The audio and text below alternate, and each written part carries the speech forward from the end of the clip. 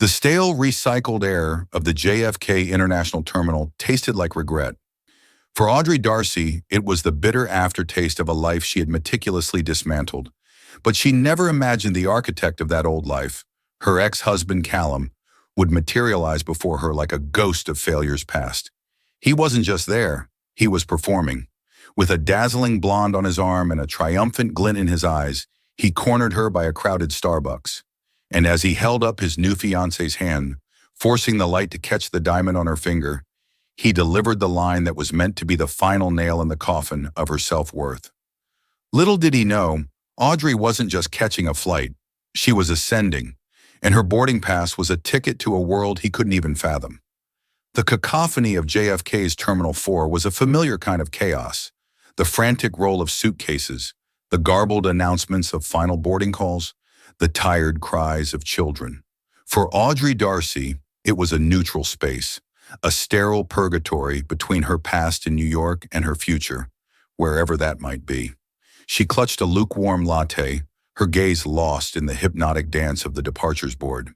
Geneva, Paris, London. Each city was a promise of a life unwritten. Well, well, well, look what the cat dragged in. The voice sliced through her thoughts, instantly recognizable and utterly unwelcome. It was Callum. Her ex-husband, Callum Darcy, stood before her, a smug, self-satisfied smirk plastered across his face. He wore a tailored Hugo Boss suit that looked a size too tight, as if his ego had physically expanded since their divorce. On his arm was a woman who looked like she'd been assembled from a catalog of current trends. Impossibly white teeth, lips plumped to a cherubic pout, and a Balenciaga bag clutched in a perfectly manicured hand. "Callum," Audrey said, her voice flat. She refused to give him the satisfaction of a reaction. She pulled the lapels of her simple, elegant Burberry trench coat tighter, a subconscious act of defense. "Audrey, darling, I almost didn't recognize you," he lied smoothly. "You look comfortable." It was his favorite type of insult, the kind wrapped in a paper-thin compliment. In their shared language, comfortable meant plain, unremarkable, a failure to strive. The woman on his arm, whose name he hadn't bothered to offer, giggled. "Callum, honey, don't be mean. This is her?" Her eyes, framed by impossibly long lashes, did a quick, dismissive scan of Audrey, from her practical leather ankle boots to the simple gold pendant at her neck. The appraisal was swift and brutal. "This is her," Callum confirmed, puffing out his chest. "Audrey, this is my fiancée, Brittany." "Fiancée," Audrey repeated, the word tasting like ash. It had only been 10 months since the divorce was finalized. 10 months since she'd walked out of the sterile law office of Goldberg and Klein with nothing but a modest settlement and the crushing weight of a decade wasted. "That's right," Brittany chirped, her voice a high-pitched testament to a life without hardship. And then came the move Audrey knew was the entire point of this orchestrated encounter. Brittany extended her left hand, flexing her fingers in a gesture that was anything but casual. "He surprised me in Aspen last month. Isn't it just divine?" On her finger sat a diamond that was aggressively, almost comically large. A pear-cut stone, surrounded by a halo of smaller diamonds, sitting atop a platinum band. It was a look-at-me ring, a piece of jewelry designed not for love, but for announcement. It screamed of bonuses, commissions, and a desperate need for external validation. "It's very bright," Audrey managed, her gaze flickering from the ring back to Callum's triumphant face. He was watching her, hungry for a flicker of jealousy, a crack in her composure, a single tear. He wanted to see the woman he had consistently told her she would be without him, lost, regretful, and alone. "3 carats, flawless," Callum supplied, as if quoting a stock price. "Had it flown in from Antwerp, nothing but the best for my Brittany." He squeezed Brittany's shoulder, pulling her closer. "We're off to St. Bart's for a pre-wedding celebration. First class, of course. The only way to fly." Every word was a carefully sharpened dart aimed at Audrey's insecurities. During their marriage, he had meticulously controlled their finances. Her requests for a trip to the Amalfi Coast were dismissed as frivolous, her dream of seeing the Uffizi Gallery in Florence as unrealistic. Their one and only trip to Europe had been a budget package tour to London, where he complained about the price of everything. Now here he was, boasting about first-class tickets and Antwerp diamonds. Audrey felt a familiar cold knot forming in her stomach. The humiliation was a physical sensation, a flush of heat creeping up her neck. This was Callum's victory lap, and she was the defeated opponent he was forcing to watch. She had spent the last 10 months rebuilding, piece by painful piece. She'd found a small apartment, started consulting for a boutique art gallery in Chelsea, and was slowly, carefully, rediscovering the woman she was before Callum had whittled her down to a shadow of herself. And in one fell swoop, he was trying to undo it all. "That's nice for you both," she said, her voice barely a whisper. She wanted to disappear. She wanted the floor to swallow her whole. "Just nice?" Callum pressed, a cruel glint in his eye. "Come on, Aud. You can admit it. This is a bit of an upgrade, isn't it?" He gestured between Brittany and the ghost of Audrey's former self. Brittany, sensing the kill, chimed in. "It's okay to be jealous. I would be."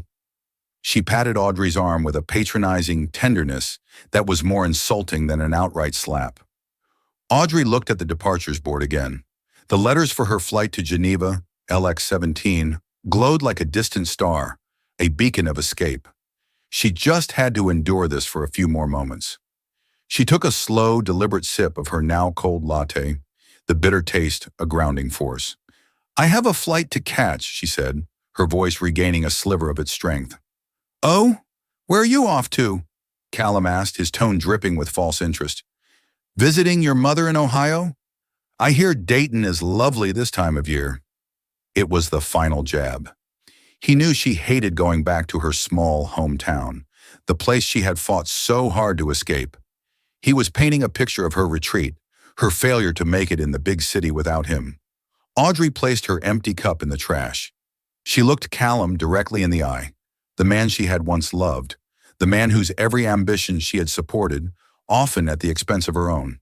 She saw him for what he truly was, a small, insecure man who built his sense of self by tearing others down. And in that moment, something inside her shifted. The humiliation began to recede, replaced by a cool, quiet calm. "Something like that," she said, her voice enigmatic. She gave Brittany a small, unreadable smile. "Congratulations on the engagement. I wish you both exactly what you deserve." With that, she turned and walked away, not looking back. She didn't run. She walked with a poise she didn't know she possessed, each step taking her further from the toxic cloud of Callum's presence. She could feel his eyes on her back, feel his disappointment that she hadn't broken down. He had wanted a scene, a drama, a tearful confession of her regret. She had given him nothing. But as she rounded the corner, her composure crumbled for just a second. She leaned against the cool wall of a Hudson News, closing her eyes and taking a shaky breath. The ghost of his words still clung to her. "Comfortable. Ohio. What you deserve." He had no idea. He truly had no idea. The marriage hadn't died in a single explosive moment. It had been a slow erosion, a death by 1,000 cuts, each one administered by Callum's casual cruelty and ambition. Audrey met him when she was 24, a bright-eyed art history graduate interning at Sotheby's. He was 26, a junior analyst at a mid-tier investment bank, brimming with a ferocious, almost desperate energy. He was charming then, his ambition intoxicating. He spoke of building an empire, and he made her feel like she would be his queen. They married 2 years later. Audrey had just been offered a promising junior curatorial position at a small but respected gallery in Soho. It was her dream. But Callum was on the cusp of a promotion. "Babe, the hours you'd have to work, the gallery events at night. I need you," he'd said, his voice laced with that manipulative sincerity she hadn't yet learned to decipher. "I need a partner who can support me, who can be there for the client dinners, who can make our home a sanctuary from the battlefield of Wall Street. Once I make partner, then you can have your little art hobby." Blinded by love and the carefully constructed narrative of their shared future, she'd agreed. She turned down the job. Support became her new career. She hosted immaculate dinner parties for his bosses, remembering their favorite brand of scotch and their wives' birthdays. She managed their apartment, their social calendar, his entire life, creating a seamless, frictionless world for him so he could focus solely on climbing the corporate ladder. Her art history degree, once her pride, became a punchline he used at parties. Audrey can tell you the difference between a Manet and a Monet, he'd say with a chuckle. I can tell you the difference between a bull and a bear market. Guess which one pays for the Chanel? The little art hobby never materialized. Every time she brought it up, he had a new excuse. The market was volatile. He needed her focus. They needed to save for a bigger apartment. Her dreams were constantly deferred, relegated to a future that never seemed to arrive. He began to belittle her intellect, framing her passion for art as childish and commercially useless. The most vivid memory of this erosion was an evening about 5 years into their marriage. She had spent weeks researching and writing a freelance article for a niche art journal about the influence of Japanese ukiyo-e woodblock prints on Impressionist painters. It was a subject she was deeply passionate about, and she'd poured her soul into the piece. The journal had accepted it, paying her a modest honorarium of $300. She was ecstatic, the feeling of accomplishment a long-forgotten thrill. When Callum came home, she met him at the door, waving the acceptance letter. Callum, look, I'm a published writer. He barely glanced at it, dropping his briefcase and loosening his tie. That's nice, honey. What's for dinner? I ordered from that new Thai place you like, she said, her smile faltering. But did you see? They're publishing my work. He finally took the letter, his eyes scanning it with a dismissive air. He looked at the honorarium amount. A small, cruel smirk played on his lips. $300? Wow, that'll cover, what, half of our cable bill? Don't quit your day job, babe. My day job is you, Callum, she had whispered, the words catching in her throat. And you see, he'd said, gesturing around their pristine Central Park West apartment, it pays a hell of a lot better than writing about Japanese cartoons. That was the moment the first real crack appeared in the foundation of their life together. It wasn't about the money. It was about the utter, contemptuous dismissal of something that was hers, something she had created from her own intellect and passion. He didn't just fail to support her. He actively enjoyed diminishing her. He needed her to be small so he could feel big. The final years were a slow, agonizing descent into silence. They lived like roommates, their conversations transactional, their intimacy a forgotten memory. Audrey felt herself disappearing, her colors fading until she was a pale, translucent version of the vibrant woman she once was. The end came quietly, not with a bang, but a whimper. He had been promoted to vice president. They were at a celebratory dinner with his team. Brittany, a new fawning junior associate, was there. Audrey watched Callum soak in Brittany's wide-eyed admiration, saw the way he preened under her attention. He told the same story about her art degree, and this time Brittany's laughter was just a little too loud, a little too mocking. Driving home in a taxi, the silence between them was heavy and suffocating. Audrey looked out at the glittering lights of the city, a city that had once felt full of promise and felt nothing. I want a divorce, Callum, she said, the words falling into the silence without fanfare. He didn't even seem surprised. He just sighed, a long, weary sound of inconvenience. Audrey, don't be dramatic. I know I've been busy, but once this quarter closes... No, she said, her voice firm for the first time in years. It's over. I'm not dramatic. I'm just done. I'm done being the punchline. I'm done putting my life on hold for a future you keep moving. I'm done. The divorce was acrimonious. He fought her on every point, his ego bruised. He accused her of being a gold digger, conveniently forgetting she was the one who had sacrificed her career. He hid assets, his lawyers bearing hers in paperwork. In the end, exhausted and broken, she accepted a settlement that was far less than she deserved. But it was enough. It was enough to be free.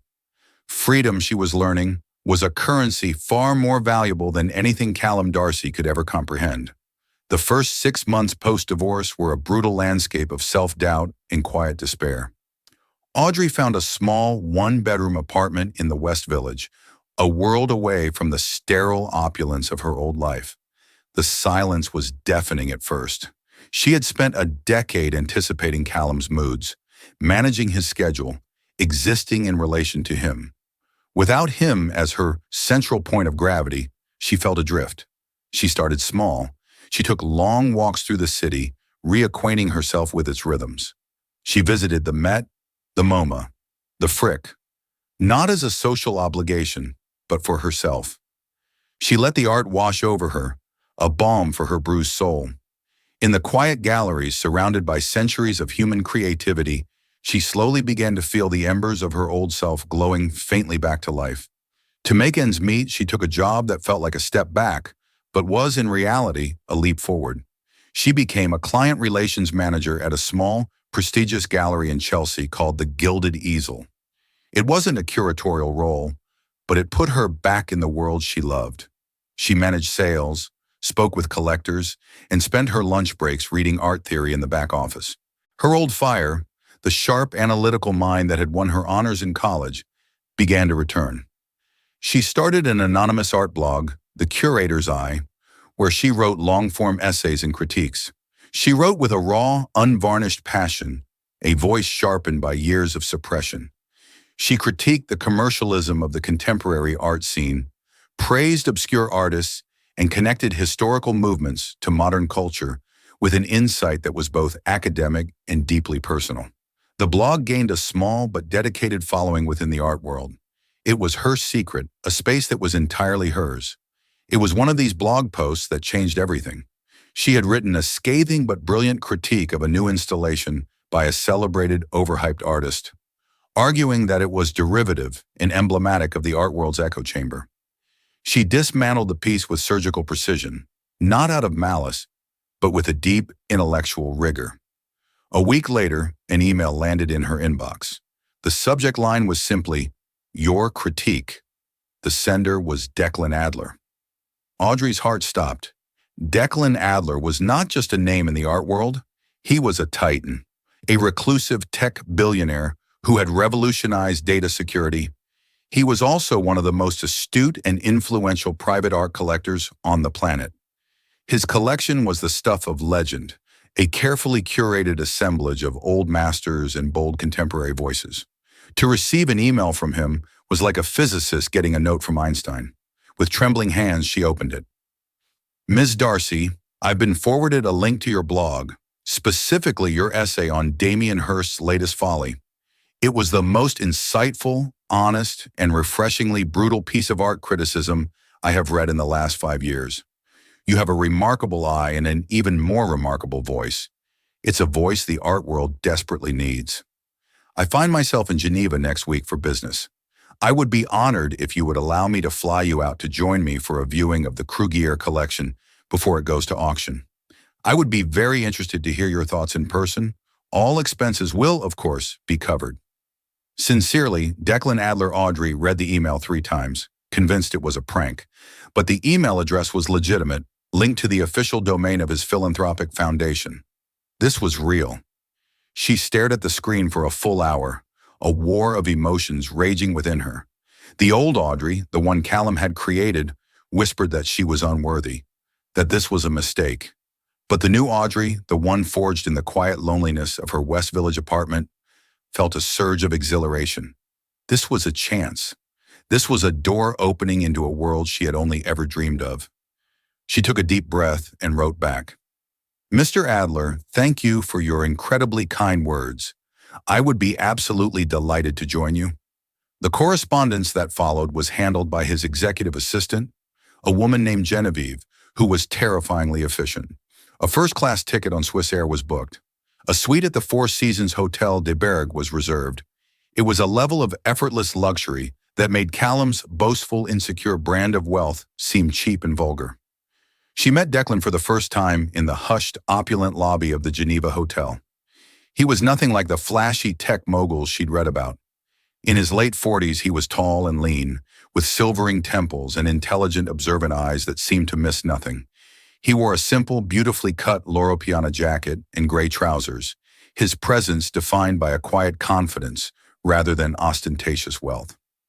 "Ms. Darcy," he said, his voice a warm baritone. He didn't offer a handshake, but a slight, respectful bow of his head. "A pleasure to finally meet the mind behind the curator's eye." "Please call me Audrey," she said, surprised at how steady her voice was. Their tour of the Kruger collection was a revelation. It wasn't a business meeting. It was a conversation, a meeting of two minds that spoke the same language. Declan didn't just look at the art, he saw it. He listened, truly listened, to Audrey's analysis of a Picasso sketch, her theory about a Giacometti sculpture. He challenged her, debated with her, and deferred to her knowledge with a respect no one, especially not Callum, had ever shown her. Over dinner that night, overlooking the serene expanse of Lake Geneva, he laid his cards on the table. "Audrey," he began, "I'm not just a collector. My foundation is in the process of launching a new global arts fund, the Adler Initiative. The goal is to identify and sponsor a new generation of artists, the ones overlooked by the mainstream galleries. We also want to build a new kind of museum, one that's interactive and accessible. The problem is, I have the capital, but I don't have the right person to lead the acquisitions, to be the creative and intellectual heart of the project." He paused, his gaze steady and direct. "I believe you are that person. Your blog proves it. This conversation proves it. I'm not offering you a job, Audrey. I'm offering you a partnership. I want to build this with you." Audrey was speechless. This wasn't just a career opportunity. It was the resurrection of a dream she thought had died a decade ago. It was a validation of everything she was, everything she had been forced to hide. Tears welled in her eyes, but for the first time in a long time, they were not tears of sadness or humiliation. They were tears of profound, overwhelming gratitude. "Yes," she whispered, the word of release. "Yes, I would love that." That was 2 months ago. In the time since, they had been in constant communication, laying the groundwork for the Adler Initiative. The trip to Geneva today wasn't a first meeting, it was the official start. They were heading there to finalize the legal framework and then on to Art Basel, the world's premier art fair, where Audrey, armed with a nearly unlimited acquisitions budget, would make her debut not as a spectator, but as one of the most powerful new players in the international art world. As Audrey walked away from Callum and Brittany, the echo of their petty triumph ringing in her ears, her stride was measured and calm. Outwardly, she was the picture of serene indifference. Inwardly, her heart was hammering against her ribs, a frantic drumbeat of adrenaline and delayed shock. But beneath the shock was a current of something else, something powerful and clarifying, a profound sense of closure. The encounter had been a test, and she had passed. The old Audrey would have crumbled. She would have stammered an apology, fled to the nearest restroom, and spent the entire flight to Ohio replaying the humiliation in her mind. But the woman walking through Terminal 4 now was different. She had been seen, truly seen, by someone of substance. Declan Adler's respect had become a shield, rendering Callum's cheap insults utterly powerless. She found a quieter gate area and pulled out her phone. There was one text message, sent 10 minutes prior. "Car is waiting at the south curb, past baggage claim 7. A driver named Henri will meet you. See you shortly." Genevieve's efficiency was a comfort. Audrey texted back a simple, "On my way." She walked toward the exit, her trench coat swirling around her. The contrast was almost cinematic. She was leaving behind the crowded, chaotic public terminal, a world of overpriced snacks, uncomfortable seating, and the lingering presence of her ex-husband, and heading toward something else entirely. Pushing through the glass doors, she was hit by the brisk New York air. The symphony of the city, honking taxis, shouting dispatchers, the rumble of shuttle buses, was a familiar roar. She followed the signs for private transport, her small, discreet Rimowa suitcase rolling silently behind her. Past baggage claim 7, just as the text had said, a sleek, black Mercedes Maybach was idling by the curb. A man in a dark suit in chauffeur's cap stood beside it. He held a small tablet with her name discreetly displayed in white letters, A. Darcy. "Ms. Darcy?" he asked, his voice soft with a French accent. "I am Henri. Allow me." He took her suitcase before she could protest, placing it in the trunk with practiced ease. He opened the rear door for her, and she slid onto the plush, cream-colored leather seats. The door closed with a heavy, satisfying thud, instantly sealing out the noise of the airport. The silence inside the car was absolute, broken only by the faint hum of the engine. Chilled Evian water and a small box of Swiss chocolates were waiting for her in the console. This wasn't Callum's version of luxury, the loud, flashy, look-at-me kind. This was different. It was quiet, seamless, and designed entirely for comfort and privacy. It didn't need to announce itself. Henri navigated the labyrinth of airport roads with an unhurried expertise, leaving Terminal 4 behind. They didn't head for the main highway. Instead, he took a series of service roads that led to a separate, unmarked building far from the commercial terminals. It was a sleek, modern structure of glass and steel with no airline logos, just a discreet sign that read, Aeroport Services, the private suite. This was the world Declan Adler inhabited, a world where you didn't wait in lines, didn't go through crowded security checkpoints, and didn't interact with the public at all. A world where the airport experience was transformed from a stressful ordeal into a serene, luxurious prelude to a journey. Henri pulled up to a private entrance where another staff member was already waiting. He opened Audrey's door. "They will escort you from here, Miss Darcy. It was a pleasure." "Thank you, Henri," she said, stepping out of the car. The staff member, a young woman in a sharp, tailored uniform, smiled warmly. "Welcome, Ms. Darcy. Mr. Adler is waiting for you in the Riviera suite. If you'll just follow me." She led Audrey through a quiet, art-filled corridor. There was no TSA agent shouting instructions, no snake-like security lines. Instead, they entered a private screening room where two polite agents checked her passport and scanned her single bag in under a minute. The entire process was utterly civilized. From there, they walked into the main lounge area. It was less an airport terminal and more the lobby of a five-star boutique hotel. Soft lighting, contemporary furniture, a quiet bar in the corner, and floor-to-ceiling windows that looked out directly onto the tarmac, where a fleet of private jets was parked like elegant silver birds. Audrey's eyes scanned the scene, and then she saw it. Positioned a short distance away, gleaming under the afternoon sun, was a Gulfstream G750ER. Its sleek white fuselage was marked only by a simple, elegant tail fin logo, a stylized letter A, Declan's jet. The woman led her to a heavy wooden door. "Mr. Adler is just inside." Audrey took one final deep breath. She thought of Callum and Brittany, likely navigating the crowded security lines, taking off their shoes, pulling laptops from their bags. She imagined them settling into their first-class seats, sipping champagne and feeling like kings of the world, completely oblivious to the parallel universe of true influence and power that existed just a few hundred yards away. She had not been rescued. She had been recognized. And as she pushed open the door to the Riviera suite, she wasn't just stepping into a room. She was stepping into her new life. The Riviera suite was a sanctuary of quiet luxury. It was decorated in muted tones of cream and gray, with a large abstract painting, a genuine Gerhard Richter, Audrey noted with an appreciative eye, dominating one wall. Floor-to-ceiling windows offered a panoramic view of the private runway. Declan Adler stood by the window, not looking out at his jet, but at a small, intricate bronze sculpture on a pedestal. He turned as she entered, a warm, welcoming smile on his face. "Audrey, I'm so glad you made it," he said. He gestured toward the plush sofa. "Please, can I get you anything? Coffee? Champagne?"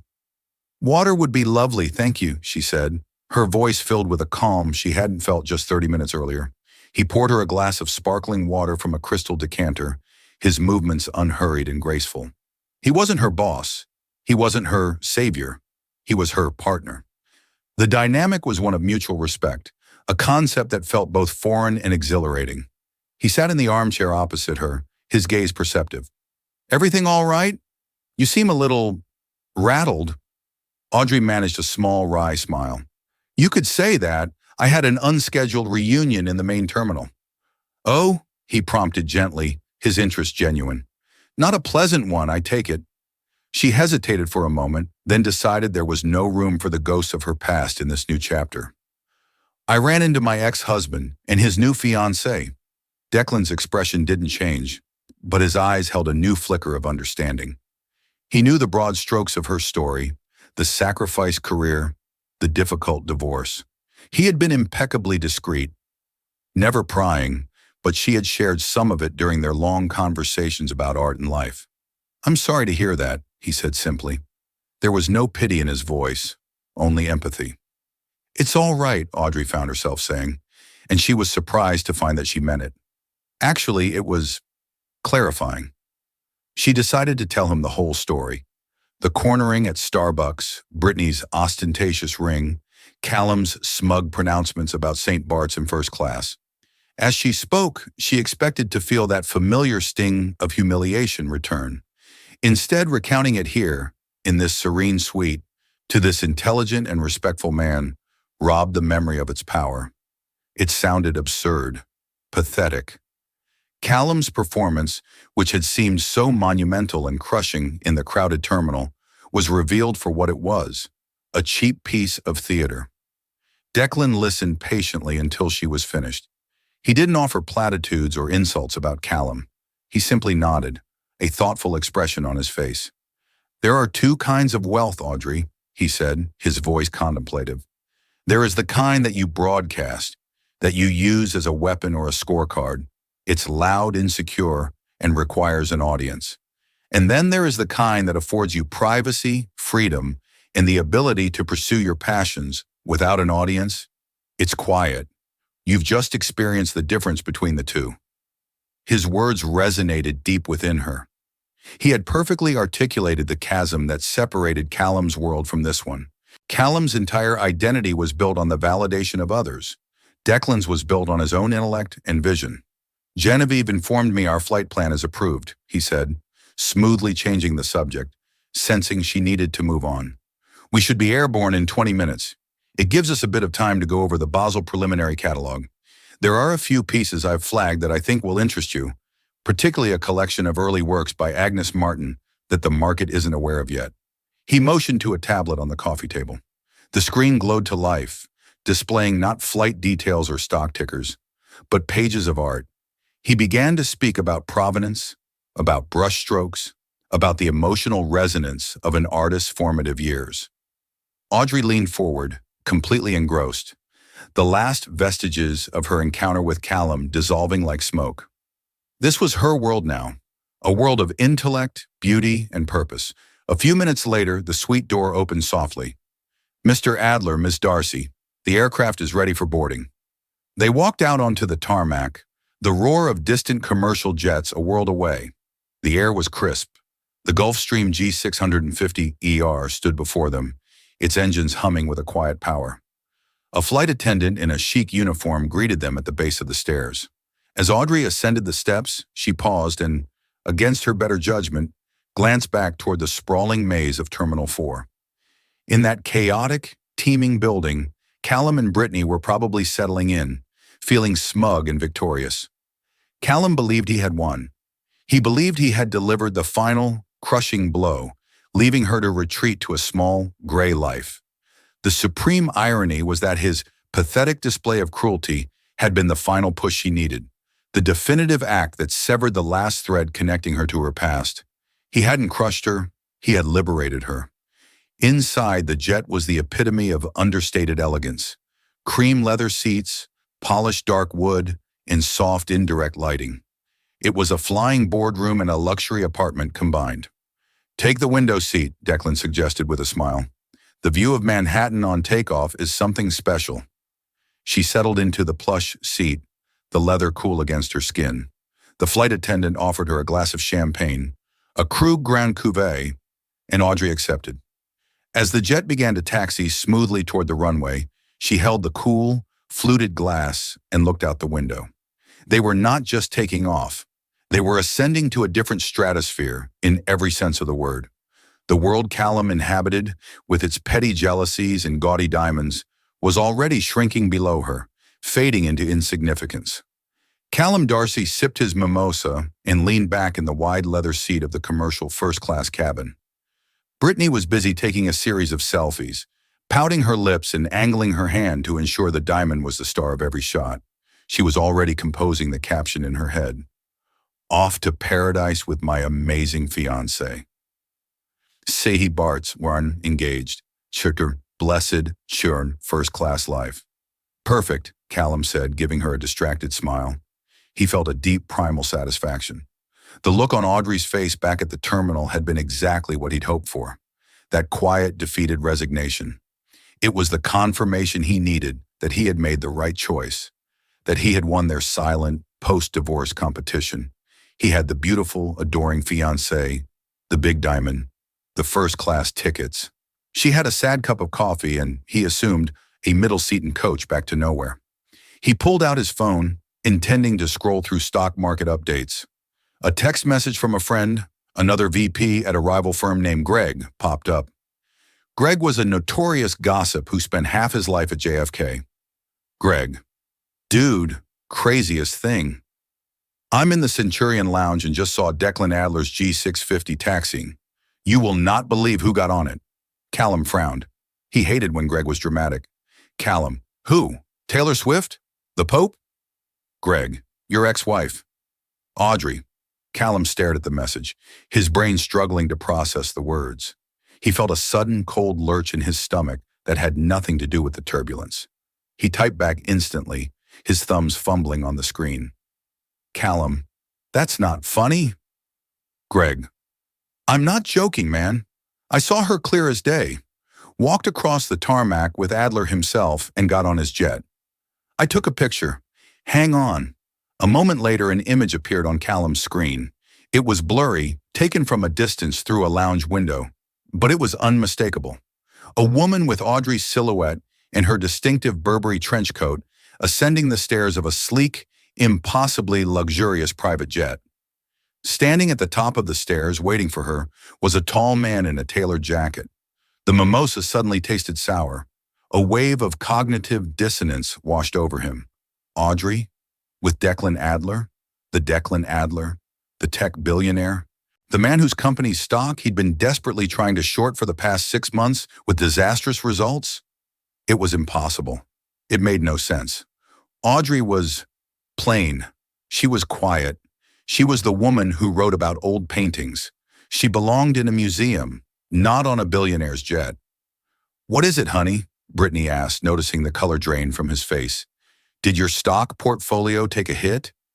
It's nothing, he snapped, his voice sharper than he intended. He quickly locked his phone, but his mind was racing, a frantic mess of confusion and a rapidly growing sense of dread. He had built his entire narrative of the divorce around her failure and his success. He had told himself and everyone else that he had been held back by her lack of ambition. He had upgraded his life, and she had been relegated to the bargain bin. That narrative was now shattering into a million pieces. He made a quick excuse to Brittany about needing the restroom and made his way to the small lavatory. Locking the door, he leaned against the sink, his reflection in the mirror showing a man whose confident mask was beginning to crack. He pulled out his phone again and did a quick Google search. Declan Adler, Audrey Darcy. There were no tabloid hits, no society page mentions. But then he remembered her stupid art blog. He searched for its name, The Curator's Eye. The first hit was a recent article from a prestigious online art journal, Art Forum. The headline read, "The Adler Initiative taps Curator's Eye blogger Audrey Darcy to helm new global arts fund." Callum's blood ran cold as he read the article. It detailed the launch of a new multi-hundred-million-dollar fund. It spoke of Declan Adler's vision to reshape the art world, and it named Audrey, his Audrey, the woman he'd called a hobbyist, as the newly appointed chief curator and director of acquisitions. It quoted art world insiders praising the choice, calling her blog one of the most important critical voices to emerge in years. He felt a profound sense of vertigo. The woman he had mocked for a $300 article was now in charge of a budget that dwarfed his entire net worth. Her little hobby had made her a global power player. The trip to Geneva wasn't a romantic getaway, it was a business trip. She wasn't a billionaire's new girlfriend. She was his partner. A sudden, jarring beep came from his phone. It was a market alert. A tech stock he had heavily leveraged against had just surged after hours, triggered by a positive earnings forecast. It was a company he had been certain would fail. He was now facing a margin call he couldn't possibly meet. The financial house of cards he had so carefully constructed was beginning to tremble. The down payment for their new Tribeca condo was due next month. He had paid for Brittany's ring with a high-interest line of credit, confident a big bonus would cover it. But that bonus was now looking increasingly unlikely. He stared at his own reflection. The smug, triumphant man from the terminal was gone, replaced by a pale, sweating man gripped by panic. His entire identity was predicated on being the winner, the one who came out on top. But in the space of 10 minutes, he had been utterly and completely eclipsed. He thought of the 3-carat diamond on Brittany's finger. He had bragged about it being flawless. It wasn't. The jeweler had shown him a truly flawless stone, but it was triple the price. He had settled for one with a lower clarity grade, a tiny carbon inclusion near the prong, invisible to the naked eye, but a flaw nonetheless. A flaw he had chosen to ignore. His entire life, he now realized, was like that diamond. It looked perfect from a distance, but up close, under scrutiny, it was full of hidden flaws, held together by leverage and lies. Audrey hadn't just moved on. She had ascended to a level of success and substance he could never touch. Her wealth was not in a flashy ring or a first-class seat, but in her intellect, her passion, her talent, the very things he had spent a decade trying to extinguish. He stumbled back to his seat, the cabin feeling small and claustrophobic. Brittany was still admiring her ring. "Isn't it beautiful, Callum?" She sighed contentedly. Callum looked at the diamond, and for the first time, he didn't see a symbol of his success. He saw a cheap imitation of the real thing. He saw a glittering monument to his own profound and catastrophic failure. The Gulf Stream climbed effortlessly through the clouds, leaving the gray sprawl of New York far below. The cabin was a bubble of tranquility, the only sound the soft whoosh of the air and the clink of ice as Declan swirled the whiskey in his glass. Audrey had a tablet in her lap, but she wasn't looking at it. She was looking out the window at the deep, impossible blue of the upper atmosphere, where the sky met the blackness of space. "Penny for your thoughts?" Declan asked, his voice pulling her from her reverie. Audrey turned to him, a genuine, unburdened smile gracing her lips. "I was just thinking about a conversation we had in Geneva, that first time we met. You said that great art forces you to see the world differently." "I remember," he said, nodding. "This whole experience," she gestured around the cabin. But she meant more than that. The fun, the partnership, the future stretching before her. "It's doing the same thing for my own life. It's reframing everything. The past doesn't look the same from up here." It was true, the decade with Callum no longer felt like a waste. It was a crucible. It had forged her, hardened her, and in a strange way, clarified what she truly valued. The pain and humiliation had been the dark, contrasting background that now made the vibrant colors of her new life pop with such intensity. She wouldn't have this strength, this clarity, without having endured that weakness and confusion. "The past is just provenance," Declan said thoughtfully. "It informs the piece, gives it context, but it doesn't define its future value. The value lies in what you do with it now." He was talking about art, but they both knew he was also talking about her. He swiped through the catalog on his own tablet and turned the screen toward her. It showed a painting by an unknown young artist from Seoul. It was a breathtaking piece, a chaotic swirl of color and texture that somehow resolved into a serene, meditative whole. It was bold, innovative, and completely brilliant. "I saw this in a small gallery on a trip last month," he said. "The artist is a 24-year-old woman named Kim Min-jun. No gallery representation, no auction history. What do you think?" Audrey studied the image, her professional eye taking over. She saw the influences, the technique, the raw, untamed talent. A thrill, pure and electric, ran through her. This was it. This was the work, the discovery, the nurturing of genius. "I think," she said, her voice brimming with a passion she hadn't felt in years, "that she is our first acquisition for the Adler Initiative. I think we need to sign her to an exclusive contract and give her the resources to create whatever she wants. I think she's the future." Declan's smile was wide and genuine. "I thought you might say that. I've already had Genevieve reach out to her. She's agreed to meet with us in Basel." This was her life now, not reacting to a man's moods but shaping the future of art. Not being told her dreams were a little hobby, but having the power and resources to make other artists' dreams a reality. The flight attendant appeared, offering them a menu of dishes prepared by a Michelin-starred chef. As Audrey perused the options, seared scallops, truffle risotto, she thought back to the encounter in the terminal one last time. She pictured Callum and Brittany, likely on their second or third glass of cheap champagne, flying to a beautiful island where they would continue to perform their lives for an audience on social media. Theirs was a life of surfaces, of appearances. Audrey's life was now one of substance. Her journey was taking her to the heart of culture, to the crucible of creation. Her canvas was no longer the small, confined frame of a marriage built on insecurity, but a vast, unwritten expanse, as wide and limitless as the sky outside her window. The jet banked gently, turning east, flying toward the sunrise. And for the first time in a very long time, Audrey Darcy felt she was flying toward home. So what can we take away from Audrey's incredible story? It's a powerful reminder that the end of one chapter is not the end of the book. True value, the kind that lasts, is never found in the size of a diamond or the price of a plane ticket. It's found in your talent, your passion, and the courage to rebuild your life on your own terms, even when you feel broken. Callum thought he was showing off his success, but all he did was reveal his own deep-seated insecurity. Audrey, on the other hand, sought validation not from others, but from within. She quietly invested in herself, and in doing so, attracted a partner who saw her for the masterpiece she truly was. Her story is a testament to the fact that the most profound victories aren't loud. They're the quiet, confident ascents that leave the noise and negativity far, far below. If Audrey's journey resonated with you, please hit that like button, share this story with someone who might need to hear it, and subscribe to the channel for more tales of triumph and transformation.